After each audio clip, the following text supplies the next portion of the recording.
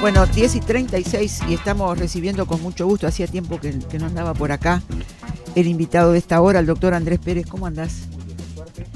Hacía unos cuantos meses, sí, que fue cuando se trató este tema que prácticamente el mundo se venía abajo y el Uruguay perdía su estatus por la caja de profesionales. Exacto. Exactamente. Hoy le decíamos a la audiencia, estuvimos un tiempo que hablábamos todos los días del tema, era un tema central, después quedamos en silencio. Ahora queremos saber qué pasó en este tiempo, pero hay elecciones. Hay elecciones. Y bueno, esta situación, para hacer un introito al tema, la Caja se fundó en 1954. De 1954, ¿por qué se fundó? ¿Por qué? Porque la mayor parte de los profesionales, tú que más o menos estamos pintando canas, ¿no? Con el purrete yo las tengo que está pintadas a la izquierda, los profesionales eran mayormente ejercicio liberal. Entonces no tenían un servicio de seguridad social a donde dirigir sus aportes. Entonces, por eso se creó por ley la Caja de Jubilaciones y Pensiones de Profesionales Universitarios. Claro. Durante los primeros años, obviamente, la gente depositaba, aportaba y no había retiro porque la gente no se jubilaba. En una segunda instancia, fueron pasando los años y como pasa siempre con los que tienen fondos, nuestros generosos legisladores y empiezan a hacer uso de ese dinero que muchas veces no es propio. Entonces yo me hice una pequeña lista de ítems que llevaron a la situación a la cual estamos. Situación de crisis, situación de dificultad, de provocada crisis y de estimulada crisis, desde nuestro punto de vista, vamos a pasar el aviso de la lista 5. Ahí está. En la época del gobierno militar, a la Caja de Profesionales se le retiraron aproximadamente 40 millones de dólares en el año 1980. Para ir cerrando más o menos los años, en el año 1999-2000, gobierno democrático le retira aproximadamente 15 a 17 millones de dólares más para pagar asignaciones familiares de no usuarios de ese sistema previsional. Entonces, después en el año 89, casi simultáneamente, la reforma constitucional, que tú te acordarás, que indexó las jubilaciones y pensiones al índice medio de salarios, que hicieron de que, bueno, como estaban aumentando más los salarios de lo que en estos últimos años, más los salarios de lo que aumentaba el IPC, y la recaudación de parte de la Caja parte por nuestro aporte, los que estamos trabajando y lo que aportamos, los que hacemos ejercicio libre o los que quiere aportar, y de los timbres profesionales. Ajustan por el IPC. Entonces, cuando está desfasado, descalzado, desajustado el egreso con el ingreso, obviamente que hay un déficit. Entonces, lamentablemente nuestros legisladores también, en uso de su derecho y de su prerrogativa, va generando exoneraciones con plata ajena. Entonces, cuando dicen de que los timbres no se pueden pagar y que toda esa situación, lo que nosotros vemos es el otro lado de la biblioteca. Los profesionales, con nuestros sacrificios, nuestro esfuerzo y nuestro aporte, hace 20 años que venimos subsidiando los timbres profesionales y venimos subsidiando las exoneraciones que los parlamentos consecutivamente han dispuesto. ¿Tá? Entonces, después, en el año 2007, la ley 18.083, en su artículo 105, hace que los empleados profesionales que están en relación de dependencia pueden optar por aportar solo al BPS y no aportar a la caja profesional. Entonces, se les siguen sacando ingresos. Y después, en el año 2008, la frutilla de la torta de todos los jubilados es que aparece el redistributivo IAS. El IAS, el famoso IAS. Exactamente. Entonces, ese impuesto a la seguridad social hace que, desde ese momento que se creó hasta el día de hoy, los jubilados de la caja profesional vienen aportando 700 millones de dólares para subsidiar al BPS. Nosotros hacemos un breve comentario que es, básicamente, es que nosotros cobramos nuestro salario o el jubilado cobra su jubilación, le paga el alquiler al vecino, después no le da para pagar su propio alquiler y le dan el desalojo. Entonces resulta que a la caja se le va sacando, y como decía el contador Damianes, si saca y no pon, se acaba el montón. Sí. Entonces, lamentablemente nos fueron sacando de tal manera que obviamente la caja pasó a tener un déficit que es difícil a cargo del activo, por supuesto. Entonces, la solución mágica que encontraron nuestros legisladores, a la cual nosotros obviamente que nos oponemos rotundamente, es a seguir aumentando el activo. El 1 de enero del 2023 se le aumentó un 12%. Eso que aumenta un 2% no es así. Es una nueva verdad engañosa. ¿Por qué? Porque es un 2% del ficto. Pero en el aporte real, cuando uno gira el dinero a la caja de profesionales o cuando va a alguna red de cobranzas a pagar, el aumento real es del 12% más el IPC. O sea que entre el 1 de enero del 2023 y el 1 de enero del 2025, el aumento que vamos a tener en nuestro aporte va a ser aproximadamente de un 30%. 30%. Entonces, obviamente... Eso con miras a sanear, se supone que es para eso. Y bueno, todos son cuestiones de matices, de blancos y negros. Si ellos lo miran con cuestión de sanear, nosotros lo vemos que esto lo que están intentando es fundir. ¿Por qué? Porque con el primer aumento de 12% más IPC, que fue más o menos un 15%, el 7 u 8% de los activos que cotizan, que pagan, se declaró no ejercicio. Claro. Entonces...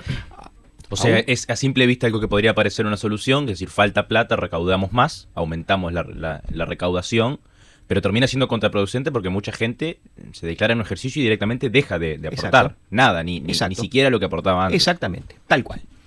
Entonces, el tema es que las soluciones pasan a ser un nuevo problema. ¿Por qué? Porque todos conocemos, vos por edad tendrás compañeros tuyos, amigos en los cuales se recibieron, tú conocerás de todo, dentro de la cantidad de adherentes y de gente que viene acá a la radio, que no todos los profesionales son los que nos quieren hacer ver que somos todos ricos, que somos todos oligarcas y que somos todos millonarios.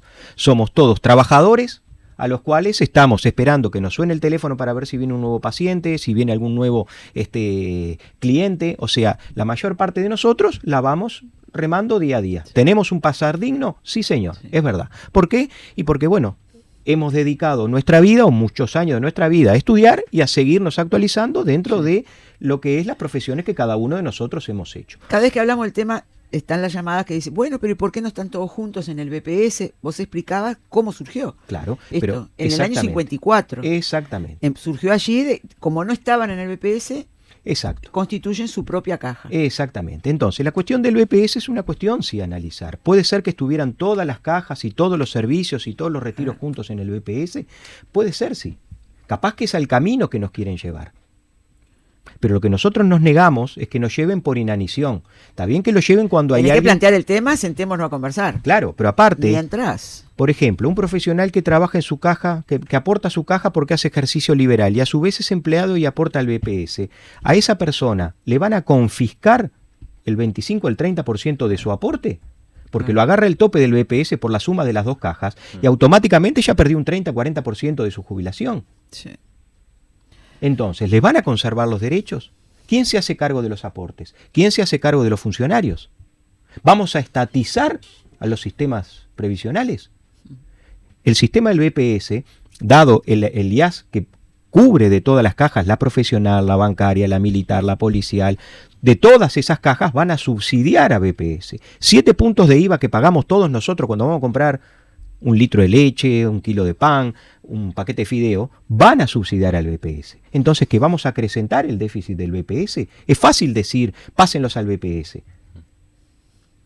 Cuando una madre tiene un hijo... Igual para hacer una cosa de esas, vos tenés que tener una mesa en la que conversar y ver cómo lo haces, porque no partís de cero, partís de una acumulación de lo que han aportado a lo largo de los años. Por supuesto. ¿Y en el diálogo social a ustedes los han convocado? ¿Son parte? No, nosotros la suerte que tenemos es que cuando se aprobó la ley se nominó un comité de expertos. Ah, ¿también ustedes tienen comité de expertos? Sí, los comités de expertos son una herramienta muy prolífica y fructífera, sí, que lamentablemente, creo que estábamos hablando antes de empezar la nota, el Uruguay se venía abajo.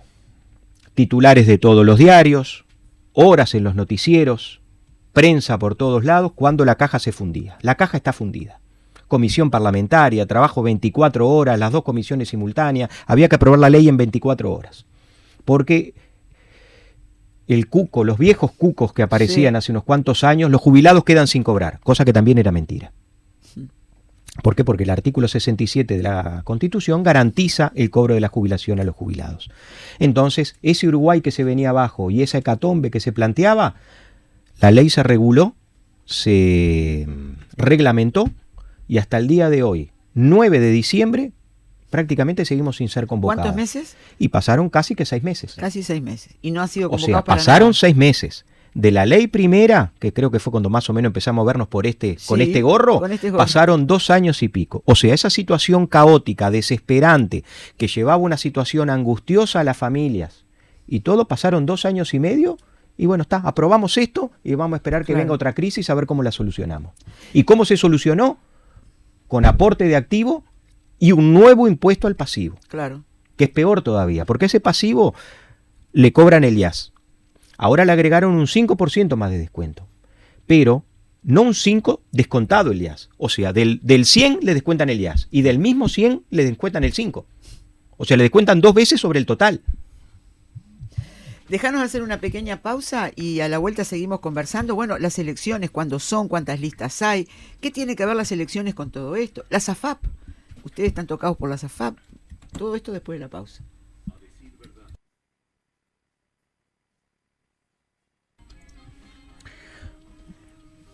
10 minutos faltan para las 11 de la mañana. Seguimos conversando con el doctor Andrés Pérez en estas horas previas a las elecciones de la Caja de Profesionales, que hay que recordar que van a ser el día de mañana, ¿no? 10 de diciembre. Hay 11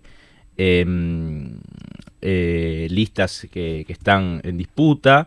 La lista 5 es una de ellas. Y bueno, queremos conocer más allá del balance, del análisis que hacíamos antes de la pausa, Andrés, sobre la situación y lo que ha pasado en estos meses, ¿no? Que ha arrastrado a la Caja a la situación en la que estuvo, la ley que después se terminó aprobando con estas repercusiones que tú comentabas inmediatamente antes de la pausa. Bueno, ¿qué es lo que se plantea hacia futuro, digamos? ¿Qué perspectiva tiene la Caja de Profesionales hoy?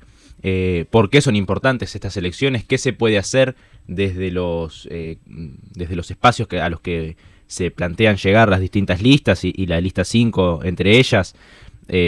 Porque bueno, hay muchos de lo que hoy le pasa a la Caja de Profesionales que no se decidió en el propio directorio de la Caja, sino por fuera, ¿no? Como vos decías, los legisladores a través de una ley que se implementó y demás. Bueno, ¿qué se puede hacer desde el directorio de la Caja y por qué son importantes estas elecciones para poder llegar a esos objetivos? Bueno, excelente el impulso de la juventud con esas 10, 12 preguntas, pero me agarró ya a mí en el declive, creo que me voy a acordar de las últimas. Bueno, las elecciones, si se presentan una cantidad de listas, votan activos y pasivos. Bien, eso es importante. ¿Tá? Entonces, se votan 4 directores por los activos y 1 por los pasivos. Las elecciones no son obligatorias del punto de vista legal, son obligaciones del punto de vista moral. O sea, independientemente de la lista que se vote, no se vote ninguna lista, se vote en blanco, se vote anulado, las urnas tienen que estar llenas de votos. Los profesionales tenemos que mostrar que es importante, nos interesa el tema, claro, y estamos atrás del tema. No es obligatorio. No es obligatorio. Así que esa conciencia. Esa conciencia. Entonces, por eso, tenemos que estar para mostrar de que nuestro futuro, el profesional lo que tiene que pensar, más allá de que el día de mañana llueva, no llueva, esté frío, sea en la ciudad vieja y es difícil estacionar, sí, que su futura jubilación, su futuro medio de vida va a depender de esto. El suyo, el de su familia y posiblemente el de sus hijos o las pensiones de sus hijos o de sus familiares. De ahí la importancia que radica esto. Y hablamos de todas las profesiones, de todas las edades, no importa si está trabajando o no. No importa si se está trabajando o no. La condición que tiene que tener es que a febrero de este año 2025 fuera aportante, que estuviera en actividad y que aportara a la Caja. Esos están dentro del padrón. Si no entra a la Corte Electoral, va a haber un link en donde está el buscador, pone su número de cédula y se busca y le va a aparecer en donde se vota. Claro. En Montevideo se vota en el Hotel Victoria Plaza, en el interior se vota en distintos lugares y en esto sí se puede votar observado. ¿Por qué? Porque a usted le queda el registro de dónde vivía en el momento que se anotó. Ajá. O sea, hace 30 años atrás. Exacto. Entonces, posiblemente cambió. Si usted vive en el interior, puede votar observado en el circuito local. En los lugares donde no hay circuito, puede votar el mismo día por correo. Va a tener que llevar la lista porque en los correos no hay listas. Lógico. Votar en el correo, en la sucursal del correo. En la sucursal misma del correo con un voto observado. Correo. No es por correo, dentro del local del correo. Ahí está, llevando la lista. Llevando la lista. Ese es básicamente el tema de los que se presentan. Otra de las preguntas es que muchas de las decisiones fueron tomadas sí por los poderes ejecutivos y legislativos, pero con la anuencia de algunos directores no vamos a decir cómplice porque es una palabra un poco fuerte, pero rindiéndole pleitesía a las decisiones que emanaba del Poder Ejecutivo, como se vio en este último directorio. La ley que vino en 2023, presidente y vicepresidente dijeron amén, cuando se cambió la del 25 dijeron amén, cuando se hicieron los aumentos de impuestos dijeron amén, y cuando se pusieron los nuevos impuestos dijeron amén. Entonces, por eso es que nosotros tomamos nuestro camino. ¿Por qué? Porque estamos en contra de esa pleitesía. Creemos que la caja es autosustentable y que no tenemos por qué cargar a la otra gran falacia que se ha hecho de parte del sistema en general. Sí. A doña María y don José. Una cosa que no quiero dejar pasar, por lo que vos decías, de que hubo directivos que fueron también responsables. Sí, claro. De toda esta. Ustedes eso lo dicen expresamente, o sea, no es que lo disfrazan. No.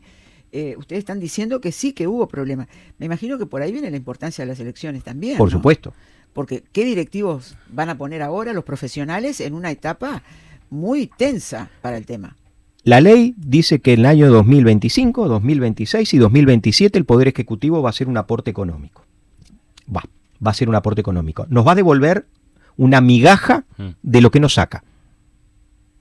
¿Ah? Esto como que a vos venga uno, te roba en la esquina y te tira 50 pesos para el ómnibus y te dice, bueno, te voy a dar algo.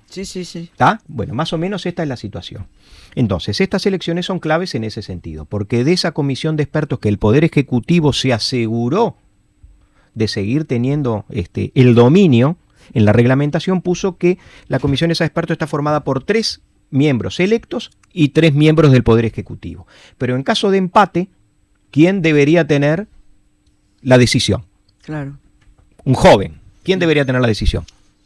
Los dueños, los electos. Bien. Pero ¿qué es lo que se debe haber votado? Que la tenga el Poder Ejecutivo. Entonces, resulta que hay 180.000 aproximadamente afiliados, que quiere decir que se recibieron de algo, van a la caja y registran su título. Hay 60.000 aproximadamente activos y hay 15.000 pasivos. ¿No tendremos que pensar por qué 150.000 personas prácticamente o 100.000 personas prácticamente no aportan? Claro. ¿No tendremos que ir a buscar eso? Sí. En vez de seguir estimulando las mismas soluciones. Claro, entonces, ahí tenés que meterte con la gente que está activa. Claro. Meterte en el sentido de meterte en el sentido de ir a buscarlos, de interesarse. Pero exacto. Si por el otro lado decimos, no, está fundida, no va a pagar, no sabemos si llega, no sabemos si alcanza, ¿qué estás estimulando? Sí. Entonces, nuestro planteo es, en caso de ser electas candidatos de nuestra lista, se forma esa comisión de expertos y bueno, va a estar el representante del Ministerio de Trabajo, el representante del Ministerio de Economía y el representante del OPP. ¿Cómo piensan sacar esto adelante? Nosotros tenemos nuestras propuestas. Bien. Que son esto que hablábamos de los timbres. Se pone de excusa a doña María y don José que pobre no puede pagar el timbre para comprar el medicamento para la presión y capaz que muere de un infarto. Y eso es mentira. Sí. Todos sabemos, y lo dijo la ministra Lustenberg hace pocos días atrás cuando le interpelaron con el señor Álvaro Danza, que los medicamentos en ACE están como no estuvieron nunca, que le llegan a todos, al interior le llegan por correo y que está todo abastecido. Ese 1.300.000, 400.000 personas usuarias de ACE no pagan un timbre. Y con la gran gestión que dice la ministra que se está haciendo, tienen todos los medicamentos que necesitan, no tienen que ir a la farmacia a comprar absolutamente nada. Pero vamos a poner que tuviera que ir a la farmacia. Sí. Va con el remedio del doctor Danza, de ACE, lo presenta en la farmacia y esa receta no paga timbre. Entonces vamos sumando 1.400.000 de ACE, 200.000 de sanidad militar, 200.000 más o menos de sanidad policial, número redondo, ¿no? Sí. Entonces, ¿quiénes pagan timbre? ¿A qué doña María y a don José estamos subsidiando o sobrecargando? ¿Al de ACE o al de Blue Cross? Está claro. ¿Al de ACE o al del británico? Mira qué pregunta hace acá Lauro. Dice, buen día. ¿Cuál sería en pasivos la lista en la misma línea que las 5? Mira qué pregunta. No, nosotros no presentamos listas de pasivos. Nosotros creemos, o cuando nos han planteado preguntas así, decimos que la que consideramos que puede estar alineada más o menos a lo que nosotros planteamos es la 19. Perfecto. Y bueno, ¿Por qué votar a las 5? Y los nombres de los que van primero de repente para y bueno, votar a las 5, ¿por qué? Porque nosotros creemos que tenemos la razón, sabemos dónde está el dinero y vamos a pelear porque el dinero vuelva donde tiene que estar. Tiene propuestas. Y tenemos los números y el fundamento por los cuales la caja es sustentable y no tiene que pagar un peso nadie que no corresponda. ¿Por qué? Porque una caja de cigarrillos, yo no fumo, pero vale 200 y algo de pesos, Sí. ¿no? Un timbre vale 40. La diferencia que tiene que subir paulatinamente, progresivamente, para contrarrestar ese 70%, 70 y pico por ciento que hemos estado subsidiando por 20 años, no hace mayormente la diferencia. Bien. Puede hacer la diferencia, pero no al que va a Blue Cross. Bueno, una cosa, tenemos que terminar, pero ¿qué postura tienen sobre las AFAP? ¿Están a favor o en contra del Nosotros sistema estamos mixto? a favor del sistema de reparto que tiene la caja, que desde 1954 hasta el día de hoy ha funcionado. Bien. Lo que paga la SAFAP al día de hoy tienen que preguntarle a los que cobran jubilaciones o pensiones de la SAFAP a ver si prefieren el sistema de reparto que nosotros tenemos, planteamos y es sostenible, o prefieren plantear una FAP. Si hay alguien escuchando que quiera hacer alguna pregunta, contactarse con ustedes, ¿cómo hace? Lo hacen, si querés, por medio tuyo de la radio, nos mandás lo la pasamos. pregunta y nosotros con el número de teléfono y los contactamos para hacerle llegar la lista o para plantearle lo que ellos quieran. Doctor Andrés Pérez, muchas gracias No, por haber por favor. venido y después que pase esto, conversaremos. Conversaremos, a ver, y bueno, y en Sí. caso de salir electos, cuando se haga esa comisión de expertos, trataremos de mantener nuestras redes para que en las actas quede la clara constancia de quiénes son los culpables de la situación a donde nos quieren llevar. Gracias. A ustedes.